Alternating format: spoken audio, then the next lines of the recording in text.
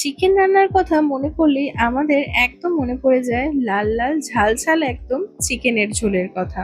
কিন্তু আজকে আমরা বানাবো এমন একটা রেসিপি যা একঘেয়েমি তো কাটাবি, সাথে জিভে এনে দেবে এক অদ্ভুত রিফ্রেশিং টেস্ট। পাঁচফোড়ন প্রেজেন্স দেওয়ার সাথে আজ নিয়ে এসেছি একদম রেস্তোরাঁ স্টাইল লেমন পেপার চিকেনের একটা রেসিপি। খুব কম সময় আর ঘরে থাকা সামান্য কিছু উপকরণ দিয়ে এত জুসি আর ফ্লেভারফুল চিকেন কিভাবে বানাবেন, চলুন তাহলে ঝটপট দেখে নেওয়া যাক। প্রথমেই নিয়ে নিয়েছিলাম আগে থেকে ভালো করে ফ্রেশ করে ধুয়ে রাখা চিকেন। তারপর এর মধ্যে অ্যাড করেছিলাম বেশ 3 কাপ পরিমাণ মতন টক দই, যেটাকে আগে থেকে আমি খুব ভালো করে ফেটিয়ে রেখেছিলাম। আর তার সাথে অ্যাড করেছিলাম আদা রসুন আর কাঁচা লঙ্কার পেস্ট আর পেঁয়াজের পেস্ট। আর এর মধ্যে অ্যাড করেছিলাম গন্ধরাজ লেবুর রস। লেমন পেপার চিকেন লেমন একটু বেশি পরিমাণে দিতে হবে, কিন্তু খুব বেশি পরিমাণে দিয়ে দিও না, তাহলে তেতো হয়ে যাবে। আমি 1 কেজি চিকেনের জন্য এখানে বড় একটা গন্ধরাজ লেবুর হাফ লেবুর রস ইউজ করেছিলাম। আর তার সাথে এরপর এর মধ্যে অ্যাড করে দিয়েছিলাম অনেকটা পরিমাণে গোলমরিচের গুঁড়ো। তোমরা চাইলে এটা বাড়িতে গুঁড়ো করেও দিতে পারো, বাট আমার কাছে উপস্থিত ছিল না গোলমরিচ, তাই জন্য আমি বাজার থেকে গুঁড়োটা ইউজ করেছিলাম। আর আমি এখানে পিঙ্ক সল্ট ইউজ করেছিলাম 2 টেবিল চামচ মতন, তোমরা চাইলে নর্মাল সল্ট দিয়েও করতে পারো। আর সব থেকে ইম্পর্টেন্ট যেটা হচ্ছে লেমন জেস্ট। এই লেমন জেস্টটা কিন্তু একদম অবশ্যই দেবে, নয়তো কিন্তু লেমন পেপার চিকেনের আসল গন্ধটাই আসবে না। এবার সমস্ত উপকরণের সাথে চিকেনটাকে খুব ভালো করে ম্যারিনেট করে নিতে হবে। আর এই ম্যারিনেটেড চিকেনটা যদি ওভারনাইট ফ্রিজ করতে পারো সেটা খুবই ভালো হয়, আর যদি একান্তই সময় না থাকে 1 ঘন্টা ফ্রিজ করলেই এনাফ। এবার কড়াইটা গরম করে তার মধ্যে দিয়ে দিয়েছিলাম বেশ খানিকটা পরিমাণে সাদা তেল, আর দিয়েছিলাম 2 টেবিল চামচ মতন বাটার। এখানে বাটার আর সাদা তেলেই এই রান্নাটা হবে, তোমরা চাইলে পুরো বাটারেই রান্নাটা করতে পারো। তারপরে বাটার আর তেলটা মিশিয়ে নিয়ে এর মধ্যে দিয়ে দিয়েছিলাম গোটা গরম মশলা। গোটা গরম মশলাটাও নাড়িয়ে চাড়িয়ে এর মধ্যে একে একে সমস্ত চিকেনের পিসগুলো দিয়ে দিয়েছিলাম। আমি একটু আগেই তোমাদের যেরকম বললাম, তোমরা চাইলে পুরো রান্নাটা বাটার দিয়ে করতে পারো, কিন্তু এখানে আসলেই একটা টিপস তোমাদের সাথে শেয়ার করি। সেটা হচ্ছে শুধু বাটার দিয়ে রান্নাটা করলে বাটারটা কড়াইতে দেওয়ার সাথে সাথে কালো হয়ে পুড়ে যেতে পারে, কিন্তু তখনই যদি বাটার দেওয়ার আগে 2-4 ফোঁটা সাদা তেল কড়াইতে তোমরা দিয়ে দাও, তাহলে কিন্তু বাটারটাও পুড়বে না আর বাটারের স্মেলটাও ভীষণই ভালো আসবে।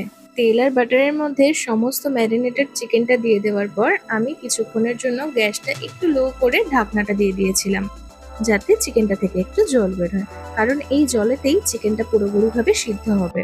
এবার 5 মিনিট পর গ্যাসের ফ্লেমটাকে বাড়িয়ে দিতে হবে আর কড়াইয়ের লিডটাকে খুলে দিতে হবে। ব্যাস, এবার শুধু একটাই কাজ, চিকেনগুলোকে খুব ভালো করে উল্টে পাল্টে নাড়াতে হবে, যাতে নিচে একদম লেগে না যায়।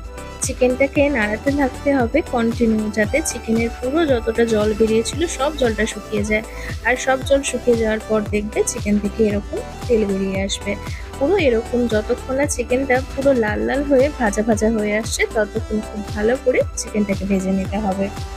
এইবার চিকেনটা পুরোপুরিভাবে ভাজা হয়ে এলে এর মধ্যে অ্যাড করে দিতে হবে আগে থেকে চিকেনের ম্যারিনেট করার যে গ্রেভিটা বেঁচে গিয়েছিল সেই বাকি গ্রেভিটা। গ্রেভিটার সাথে চিকেনটাকে খুব ভালো করে মিক্স করে নেওয়ার পর 2 থেকে 3 মিনিটের জন্য গ্যাসের লিডটাকে বন্ধ করে দিতে হবে। ব্যাস, তারপরে এর মধ্যে অ্যাড করে দেবো আমুলের ফ্রেশ ক্রিম। তোমরা চাইলে যে কোনো ফ্রেশ ক্রিম ব্যবহার করতে পারো, কোনো অসুবিধা নেই। একটু বেশি করে ফ্রেশ ক্রিমটা দেবে, তাতে ক্রিমি টেক্সচার আসবে, খুব ভালো লাগবে খেতে। এরপর ফ্রেশ ক্রিমের সাথে চিকেনটাকে কিন্তু খুব ভালো করে মিক্স করে নিতে হবে। সবকিছু মিক্স করে নেওয়ার পর একটু নাড়িয়ে ছাড়িয়ে এর মধ্যে অ্যাড করে দিয়েছিলাম গোলমরিচের গুঁড়ো। এই রান্নাটা যেহেতু লেমন পেপার চিকেন, তাই জন্য গোলমরিচের গুঁড়োটা কিন্তু বেশ অনেকটা পরিমাণে ব্যবহার করতে হবে। আর তোমরা কিন্তু বাড়িতে বানানো গোলমরিচের গুঁড়োটাই ব্যবহার করো, টেস্ট অনেক বেশি ভালো আসবে। আমার কাছে ছিল না, তাই জন্য আমি বাইরের কেনাটাই ব্যবহার করেছি। আর আমার এই রান্নাটা করার জন্য গোটা যে গোলমরিচের গুঁড়োর প্যাকেটটা তোমরা দেখে, পুরো প্যাকেটটাই আমি ইউজ করেছিলাম। সমস্ত উপকরণগুলো একসাথে মিশিয়ে নেওয়ার পর ওপর থেকে লেমন স্লাইস দিয়ে আর কিছুটা পরিমাণ ফ্রেশ ক্রিম ওপরে গার্নিশ করে আমি লিডটা দিয়ে বন্ধ করে রেখেছিলাম। বেশ 10 থেকে 15 মিনিট আমি এইভাবেই রেখে দিয়েছিলাম, যাতে পুরো লেবুর ফ্লেভারটা চিকেনের মধ্যে যায়। ব্যাস, ফাইনালি রেডি হয়ে গেল আমাদের লেমন পেপার চিকেন। কড়াইয়ের একদম কাছের থেকে শটটা একবার দেখুন, পুরো গ্লেজি ক্রিমি টেক্সচার আর সুগন্ধ দুটোই একদম নেক্সট লেভেল এসেছে। রান্না তো কমপ্লিট, এবার চলো প্লেটটা একদম 5 স্টার ক্যাফে স্টাইলে সাজিয়ে ফেলি। দেখো, প্রথমে একদম থালার একদিকে লেমন পেপার চিকেনের টুকরোগুলো পরপর সাজিয়ে দিলাম। আর এই ক্রিমি টেক্সচারটা খেয়াল করেছো? একদম সিল্কি আর রিচ ক্রিমি। আর একটু ফ্রেশ ভাইব দেওয়ার জন্য ওপর থেকে ছড়িয়ে দিয়েছিলাম একটু তাজা ধনেপাতা কুচি, আর দিয়েছিলাম কিছু ক্রাঞ্চি পেঁয়াজের কুচি, আর দিয়েছিলাম বাড়িতে বানানো নরম নরম একদম তুলতুলে বেবি নান। এবার সত্যি করে বলো তো, পুরো প্লেটিংটা দেখে একদম রেস্টুরেন্ট স্টাইল ফিল আসছে তো? ব্যাস, আর একদম লোভ সামলানো যাচ্ছে না। বিশ্বাস করো, সামনে যদি এত সুন্দর টেম্পটিং খাবার থাকে তাহলে কি কেউ আর ওয়েট করতে পারে?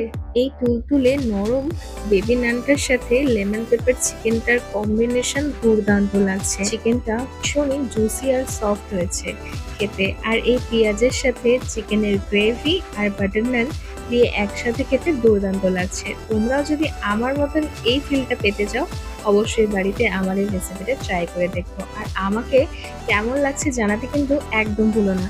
ভিডিওটি ভালো লেগে থাকলে চ্যানেলটিকে লাইক, কমেন্ট, শেয়ার, সাবস্ক্রাইব করে পাশে থেকো। দেখা হচ্ছে নতুন একটা video. Don't forget to subscribe.